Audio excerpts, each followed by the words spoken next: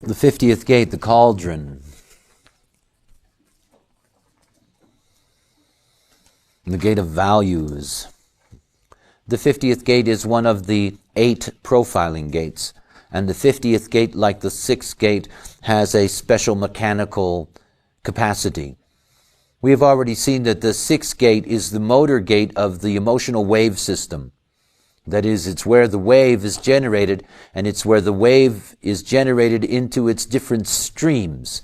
That is, that the 6th gate is a fusion of the 3 different streams of the emotional system, whether that be the feelings or moods or sensitivity. When you come to the 50th gate generates the awareness frequency of the being.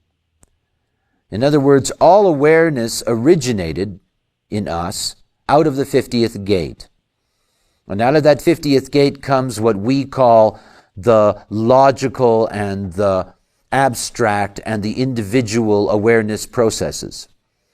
So the 50th gate has a great deal of importance. It is also, as a gate in the splenic system, a gate of fear, and it carries with it the fear of responsibility. Rightfully so, since at the beginning, anyway, of the 50th hexagram, we have the right angle cross of the laws. That is the 50, the 3, the 56, and the 60. In that sense, the 50th gate is the archetype of the law-giving gate. I often refer to the 50 as Moses. You crank things into stone. That's making the law. Because it is the source of our awareness frequency, it is one of those things that we have mentioned in this process, that by looking at the lines, not only can you see structurally the incarnation process as we see them through the crosses, but you can also see the long-term evolutionary process. I've mentioned to you that we are in a 5th line stage, and we are about to move to a 6th line stage, and that will take place in 2027.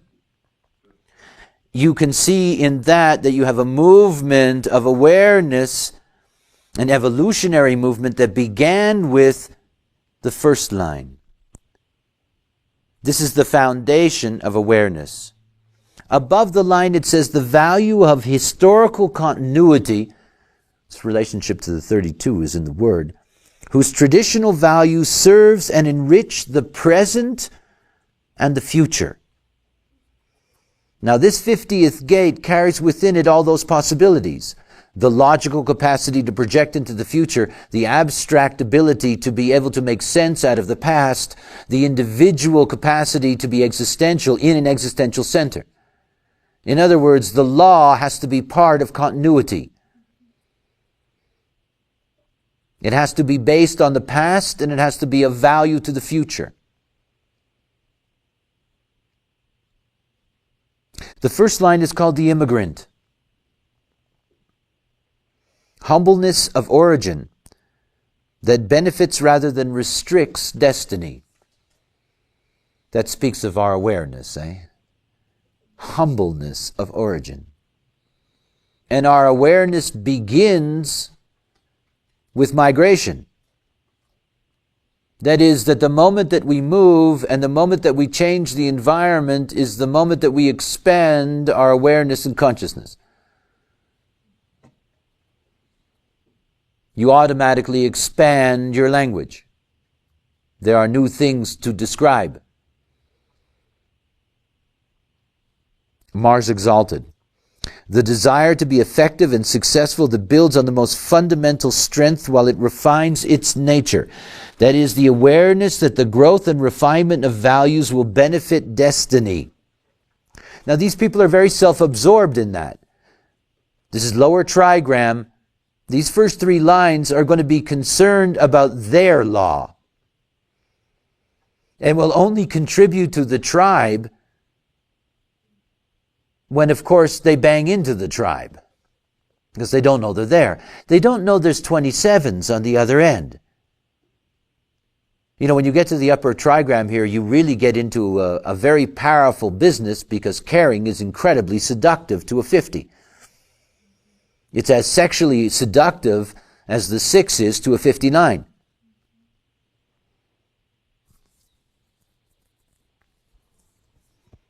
Venus in detriment. Dissatisfaction with or embarrassment with origins that makes an obsession of refinement. That is a dissatisfaction with original values that demands refinement. Now look, these are people who are going to change their values. And it's so important to see that the basis of the law is about the ability to be able to fit the law correctly between past and future. It means there's already a shift taking place, and we know that because over time our laws change. I mean, I suppose in Taoists they still might have laws on the books where, you can't tie up your horse in a certain place or whatever. I mean, we have laws that become extinct. We have laws that disappear because we have a movement in time. Okay, so we start off as immigrants. That is, awareness is something that is stimulated by change and difference. It just is. But at the same time, since this is tribal, that the migration, that the awareness has to be supported. And in order for everyone to be a part of that together, certain values have to be established. The first value is, it's important for us to find out what we don't know. Remember that this is the channel of custodianship. Nobody is going to take legal custody of anything without getting the whole story. And then in order for that custody to take place, there's going to have to be all kinds of support. And there's going to have to be a clear acceptance of communal values. Second line, determination. Here, awareness is hidden. These are people that don't know that they have to take responsibility for anything other than their own breath. They're busy about their lives, and these are people that are always being called on to be responsible. The first line is there, figuring out, line of introspection, what is the right kind of law? What do I have to look after? What do we have to be responsible for? And rarely is that put in practice unless it meets the other. But in going through that process, it expands its consciousness. The second line is just busy about its business, period. The sun exalted. The strength of purpose that can enjoy overcoming adversity to achieve its goals. The strength derived from maintaining one's values in the face of opposition or conditioning. It's practically impossible to get 52s and call them out. They really don't want to hear about it. So, these are people that are going to be very, very reluctant to take responsibility. They're the kind of people who say to you, why don't you look after yourself? I'm looking after myself.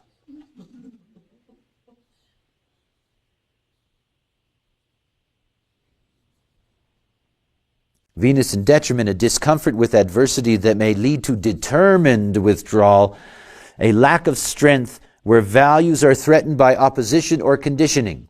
Remember something, if you have the 50th gate, you automatically have a value system within you. You automatically have your own law structure, automatically. Now, because we know that the foundation of a hexagram, because we can see it in the cross, always is something that can be changed because of the validity of mutation. In seeing that those values are already inherent, when you get to the second line, they've got their own value system. They have their own laws. They don't want to hear your stuff. They don't want to be responsible for you following their value system. And that's what it's all about.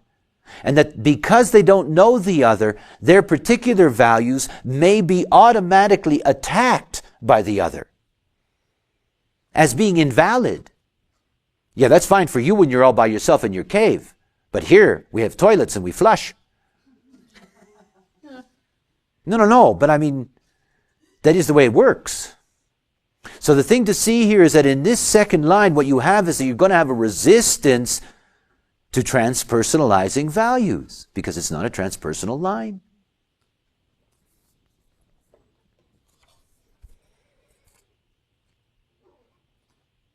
They get called out.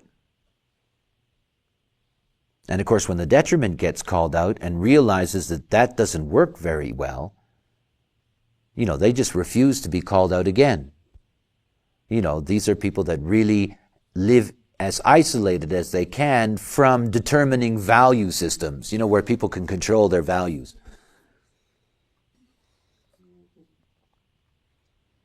The third line.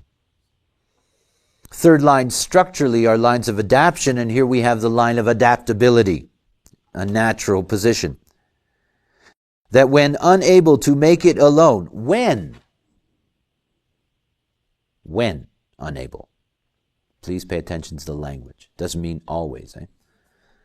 When unable to make it alone, it will naturally align itself with nurturing and protective forces. The awareness that to maintain one's principles and values, the support of others is necessary. And of course they learn that because they're always banging into the other. Always. Their third line. Now that does not mean that it works for them. What happens to them is that they adapt to somebody's values that they bang into, only to leave them to bang into somebody else and adapt to their values. Only to leave them and bang into somebody else and adapt their values. It's like changing your church once a week. So it's an ongoing process.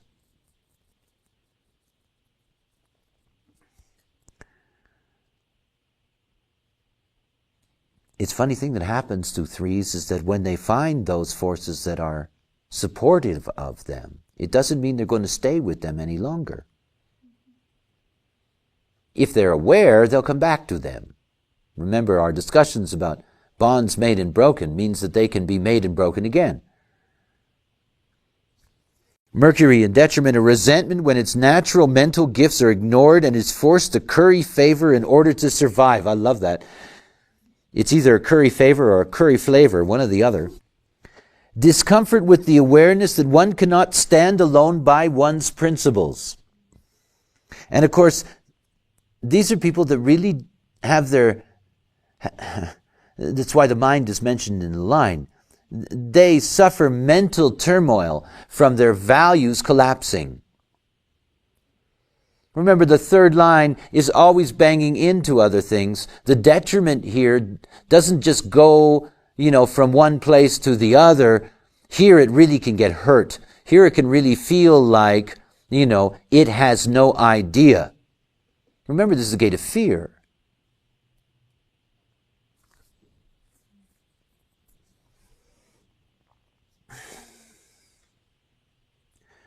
The upper trigram, again, here you have the channel in the defense circuitry, and this is the channel of nurturing and providing, of custodianship, of preservation, basically of being able to establish the correct values for the caring of children.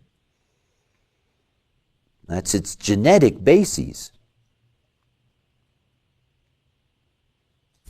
And it is not emotional. And it is not social.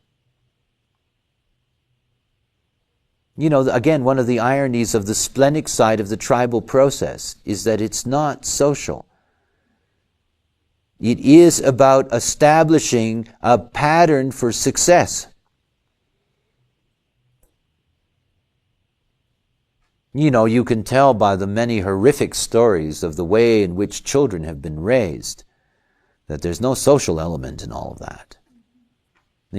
There is a calculated value system that's being imposed.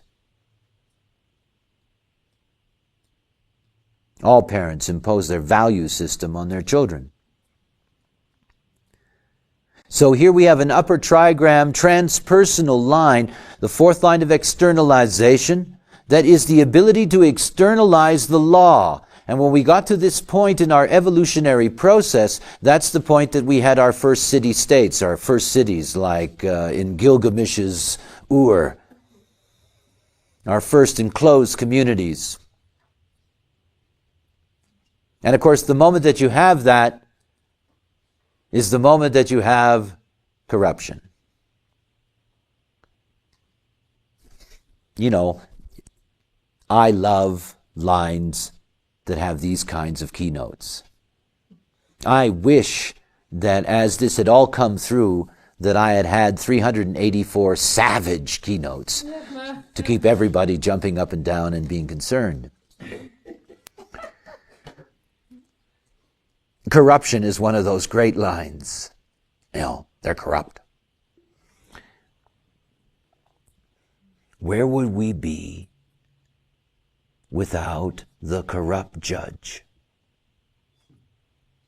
I mean, think about that.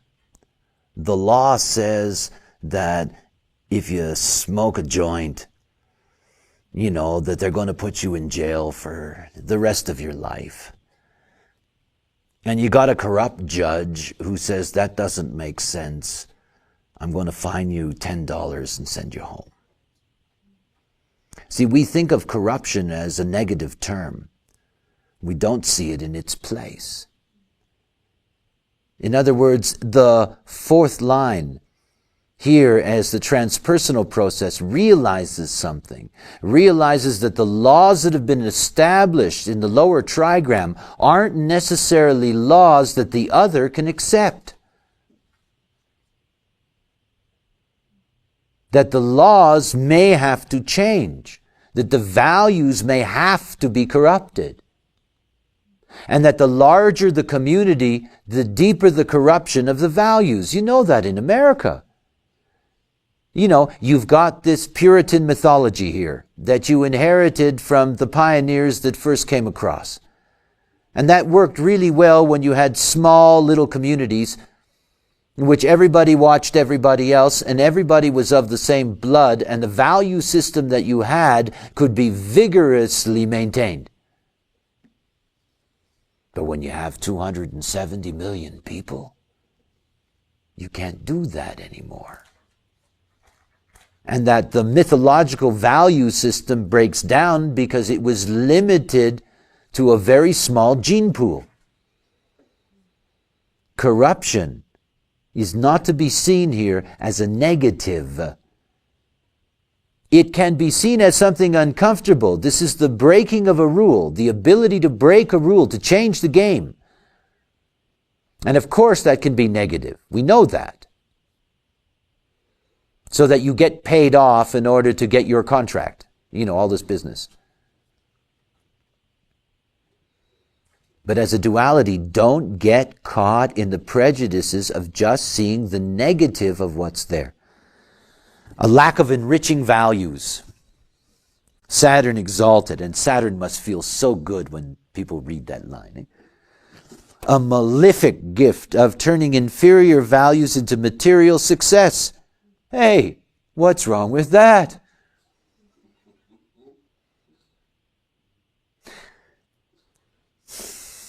Given this difficult position, Saturn's exaltation is that its actions are limited to selfishness and unsavoriness rather than criminality. You know, people read that line, they really get upset. It's a nice line. The capacity to maintain one's strengths despite inferior values. Now, by the way, that means the ability to maintain your strength despite the inferior values around you or despite your own. And it's okay to have inferior values. That's, after all, just a judgment call. It's a judgment call. The one thing that I know about the fourth line of the 50 is that I have met so many great doctors, homeopaths, who have undefined splenic systems with the 50th gate and the fourth line. You can smell the corruption 10 miles away. You can smell the disease in the body when the person walks in the room. So very important not to get caught up in negativizing. Is that a new word? I'm mutative, you know. When you get to the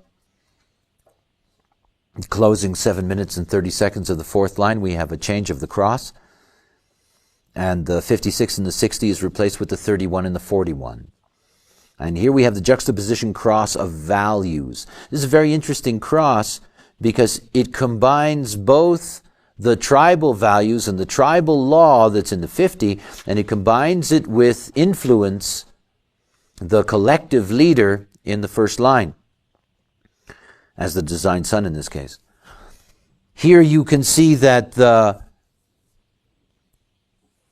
values are going to be corroding or corrupting values. In other words, that here is going to be an externalizing force that will try, like a missionary, to change the values of others, to corrupt them.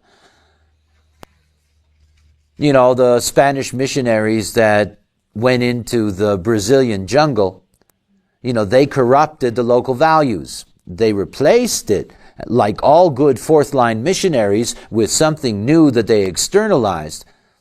But one can see that as an act of corruption. What it did do was corrupt the indigenous religious practices.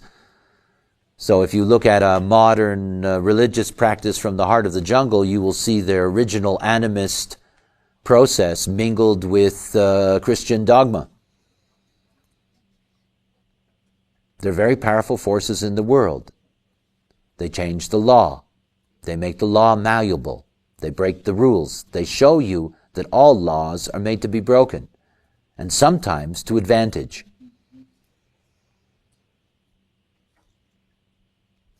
When you reach the left angle cross, the fifth and sixth lines, you have this wonderful left angle cross of wishes.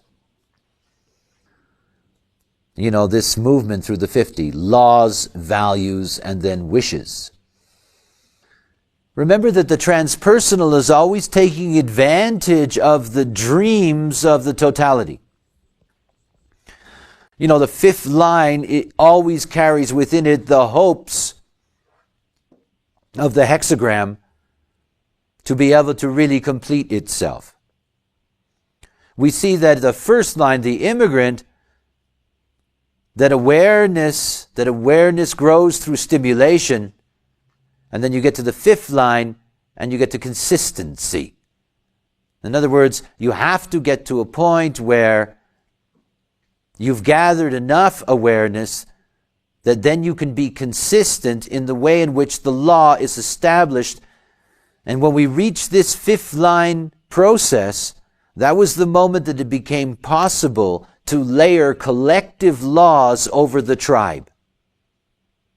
And this was a very, very important transition.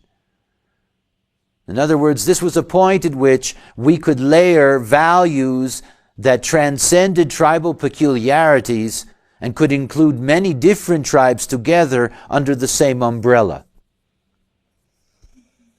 Most of that experimentation took place in the New World.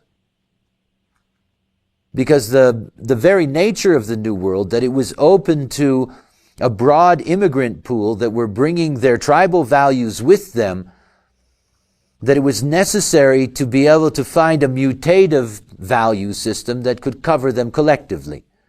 The other side of that were the conquering nations, that is, the empire builders, who superimposed collective value systems over their tribal conquests, like the English or the Portuguese or the Spanish did with their colonies throughout the world. Remember, this is a very, very powerful gate. Because the moment that you can change the law here, then you open up the possibility to the larger whole. You open up the possibility of eliminating the suspicion and separateness that's inherent in being tribal. When continuity is brought, success, it should not be tampered with. The disciplined and natural conservatism to avoid unnecessary change. The conservative awareness that basic principles should not be abandoned casually. Now, this is a very important step. Remember that the fifth line values are only going to be brought in a time of crisis. So in that time of crisis, you can have a fifth line heretic that comes in and says, yes, we believe in the resurrection of Christ, But you know, they worship jaguars. Maybe we should just let them worship jaguars. I mean, it isn't going to bother our tax collection any. This is about getting to the point that you recognize certain principles should be allowed to be maintained. Inherent in your Constitution is the right to religious freedom. Let's not get our fingers down into all this clan stuff, because it's really a messy, sticky place to get into. And the moment we touch any of those sacred places, we're never going to get those people to allow themselves to be part of the collective whole.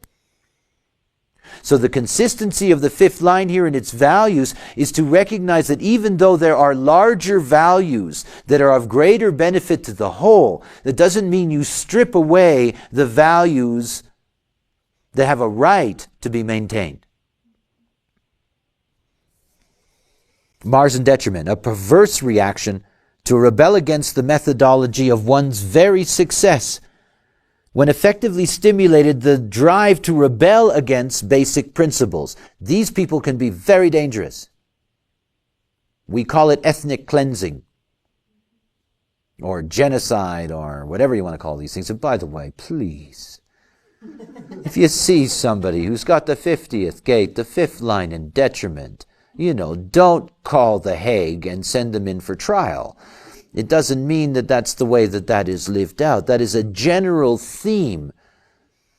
As a general theme, it says, I don't care whether the tribe worships the jaguar. Nothing's going to work for us unless we have continuity. And after all, the jaguar is just a primitive version of what we're offering. But things are going to work better if we all go to the same place to worship.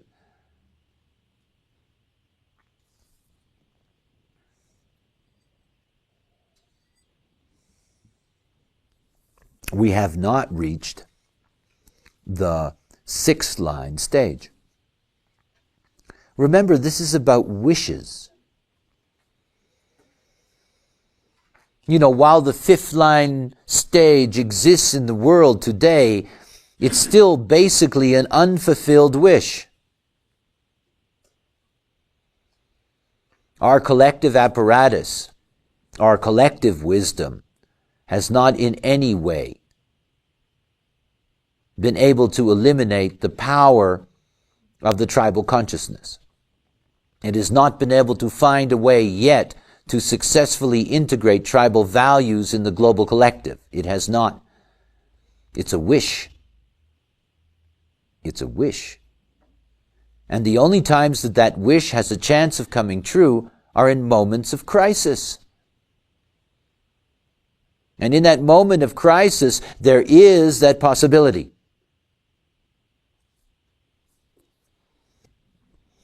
The sixth line represents, in a sense, where we're going to in our responsibility process.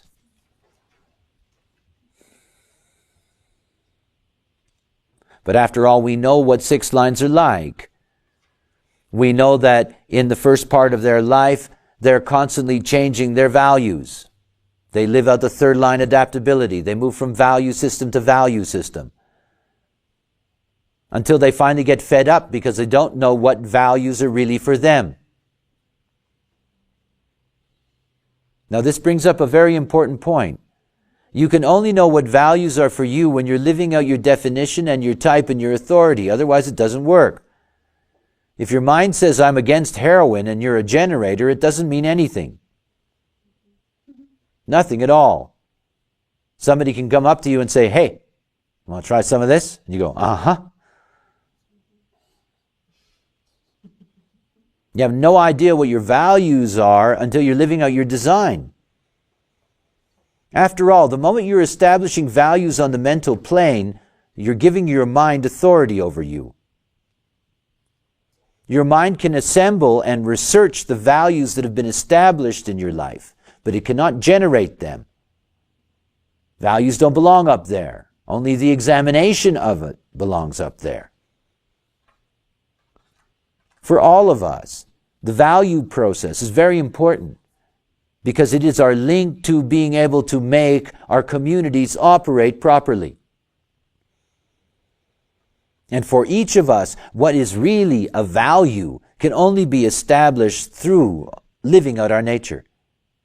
And that means that wherever you are in your process, no matter how much experience you've gained in this life, until you enter into your process correctly, only then can you actually begin to see what values really are real for you.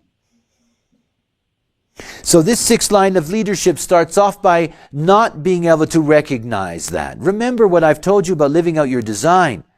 That third line is not going to have a lot of value shifts. It will have, because after all, it's bonds made and broken, and part of its design is to have the experience of many values, but it won't go through value after value for its whole life if it's living out its own nature. If it's living out its own nature, it will go through a very specific program of changing values that is correct for it as part of its movement, instead of the random chaos that would come without it being its own nature. So here this leadership is all about getting involved with various different values in one's process, becoming frustrated with all of that because you cannot live by them successfully with others, that you go up onto the hill, you go up onto the roof of the house, and you just sit there and you watch and you examine the values of others. Remember, what the six ultimately is there to assess is the values that are brought at the moment of crisis, whether they can really be effective for the society. In other words, it's the sixth line that will decide clearly whether there is consistency in what the fifth line brings as a practical solution. What are the practical values we need now that allow everybody a place? And of course, that's very difficult. Think about the sixth line. We know that the upper trigram is transpersonal. Fourth and fifth lines know there's a gate at the other end. They know that there's a 27 there waiting to care. And they know that the 27 will only care if the values are correct. But the sixth line, six lines have a broader view. They see the whole circuitry, which means that the whole tribal circuit is there for the 50 to look at. It's not just simply looking for the values that will bring it proper caring. And it's not looking to establish values that will condition proper caring. It's looking at the whole process. It's looking at the material, it's looking at the pleasure, it's looking at the sex, it's looking at the family, it's looking at the children, it's looking at the community. It's going through the whole process. And you see, in the end, because the tribe only has one voice, the possessive voice of the 45, I have or I don't have, that the law, that the values have to bring value to the tribe in a very, very material way. We will not tolerate laws that strip us of our security. So leadership, the gift, in a position of power. Now, lines like this that you meet in the Black Book, think about what that's saying. It's saying in a position of power. It's not saying, A, you are in a position of power. It's not saying you will be in a position of power. It's not saying you won't be in a position of power. But if you get into a position of power, then you have a gift. Otherwise, it's not there. If you're above the values, you have the gift. If you're still in the value game, you don't. In a position of power to maintain harmony, even in severity. The strength to maintain one's values and vigor and continue to have harmonic relationships with others. Now, the sixth line is there to bring us the whole completion of that process. And what they're saying is that values must lead us. And if we're not led by the values, the society will crumble. And the values must lead everyone, even if it requires severity. Now, as long as everyone isn't willing to accept that, that means automatically that there are going to be victims of that value system. And it's something always to understand in the nature of a duality. We can all yearn for a transformation that will bring values that can lead the totality, so that we don't have these vast divisions. But you also have to see that no matter how wonderful that value structure will be, there will always be those that will resist it, and they will be dealt with severely. You can imagine what does come out of that. You know, whenever there's a shift in the value systems, there are those people that are punished for being left behind. It is the human way, and it's very much the tribal way. So the sixth line, the way it operates now, always leaves blood on the ground. And I mean that metaphorically. You know, it's not about people always dying in that. Severity can come in many ways. Verbal severity can be often just as brutal and painful as physical severity. But when the sixth line transforms, because we're moving towards that evolutionary point, then the awareness will be guided differently, because we're going to be guided with the addition of a different kind of awareness field, the emotional awareness field. The moon in detriment and inherent moodiness that in a position of power, again, the proviso in a position of power, may at times alienate or offend and affect overall efficiency. The strength to maintain one's values, but at the expense of harmonic relationships. So these people that sit on the hill with the sixth line, better that you ask them what values seem to be consistent and get their advice, than to try to encourage them to bring their values in as a control mechanism.